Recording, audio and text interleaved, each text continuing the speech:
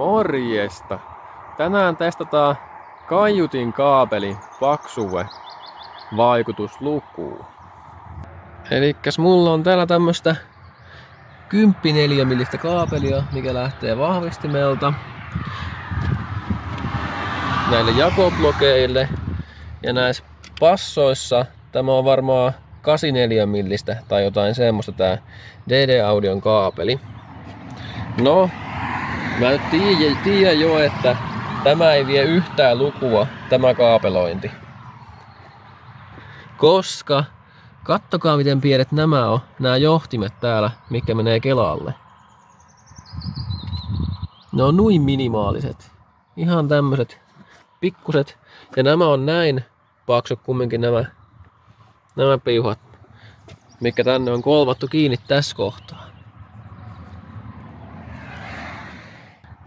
Eli korvataan tämä 10 millinen kaapeli tällä 40 metriä 2,5 millisellä kaapelilla. Tämä pätkä on joku, mitähän mä sanoisin, 1,5 metriä, jos sitäkään tämä. Niin tehdään vaikka sillä lailla, että laitetaan tämän jatkoksi vielä.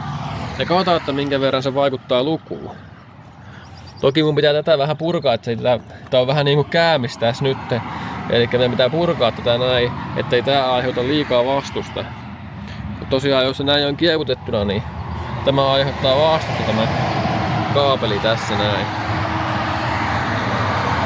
Eli mä sitä vähän isompaan lenkkiin ja kokeillaan, että vaikuttaako tuo mitään lukua. Tämmönen kauheen pitkä kaiutin kaapeli. No niin, eli me otetaan nyt meidän referenssiluku nyt tästä ensimmäisenä. Eikä mulla on tää nyt kaikki valmiina. Mittari on tuolla lasilla ja otetaan tästä nyt eka lukema jollain noin 3 kilowatin teholla varmaan. Katsotaan nyt 57 Hz mä pistän soimaan ja mittari on vaan lasilla ja kokeillaan, että minkälaista lukua me saadaan pihalle. Ja sitten tän jälkeen me kokeillaan uudemman kerran, kun laitetaan se pitkä kaiutinkaapeli, 40 metrin kaiutinkaapeli sinne.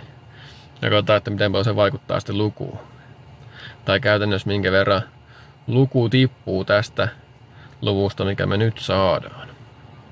No joo, mä liimasin tonne lasiin kiinni, niin ei putoa ainakaan ton testiaikana.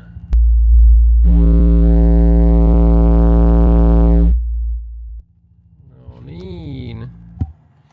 Ja katsotaan miten me täältä saatiin. 105,162. Eli tämmönen lukema. Nyt kun me tiedetään tämä, niin me asennetaan tuo kaapeli tonne. Tuo 40 metrin jatkokaapeli 2,5-4 millistä. Ja kokeillaan luku uudemman kerran, että vaikuttaako tämmönen järjettömän pitkä kaapeli mitään siihen lukuun. Se vaikuttaa yllättävän vähän vaan. Ja lähdetään testaamaan. No niin, nyt olisi läjää täällä kaapelia.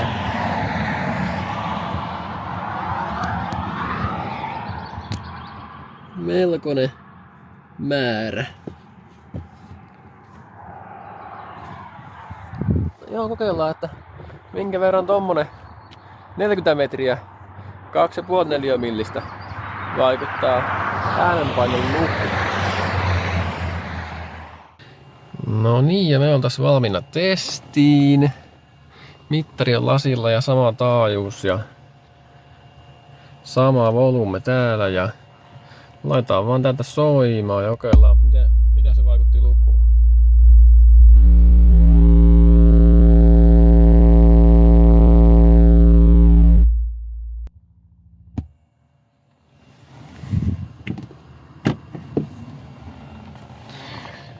— 150,63. Elikkä noin desibelin lähti lukua. Noin desibelin lähti lukua, kun on tämmönen määrä tässä kaapelia. 40 metriä. Miettikää 40 metriä. tuommoinen hirvittävä määrä, 40 metriä. Desibeli vaikutti tuommoinen järkyttävä määrä kaapelia. 1 desibelin vaan. No se nyt johtuu ihan siitä vaan, että ei vaihtovirta tarvitse niin älyttömän järeitä kaapelia. Eli nuo on aivan niin kuin ylimitoitettuja yleensä nuo kaapelit, mitkä tulee passoihin kiinni suoraan, mikä on kolvattu. Ja se on varmaan vaan sen takia, että ne saa helpommin yhdistettyä sitten tai jatkettua niitä niin. Tosiaan siellä, mikä alariparissa menee ne, niin ne on just jotain, mitähän ne vois olla, 2-4 millistä tai jotakin semmoista. Mitä mä katsoin noissa kyllä monikin omasta mielestä pienempää kuin tää 2,5-4 millinen. Mitä tuolla oli niissä johtimina. Elikkä eipä sillä oikeastaan ole niin väliä tuolta, että mitä sitä käyttää. Mitä mä oon ite testaillut, niin 2,5-4 millinen kaapeli, eikä justiin tämäkin näin. Tää riittää niinku supparillekin aika pitkälle jo. Että vasta sitten kun on oikein pitkät vedot, niin sitten voi tarvita 4 millistä tai jotakin. Mutta jos miettii, että mitä mä oon ite käyttänyt, niin kyllä mulla aika monesti vaan on sitä 10 millistä esimerkiksi passoille. Ei se niinku luvullisesti hirveästi auta, mutta se on suurin piirtein saman paksua, mitä on ne passon kaapelit. Passos kiinni jo valmiina, niin ne on hyvä jatkaa samaan paksusella. Tai se on hyvän näköinen omasta mielestä, kun jatkaa saman paksusella. Että vaikka se ei lukuun niinkään vaikuttaisi, mutta näinpä sitä tehdään. Mutta vaikka joku 24 millinen esimerkiksi on aivan ihan järkyttävästi ylimitoitettua.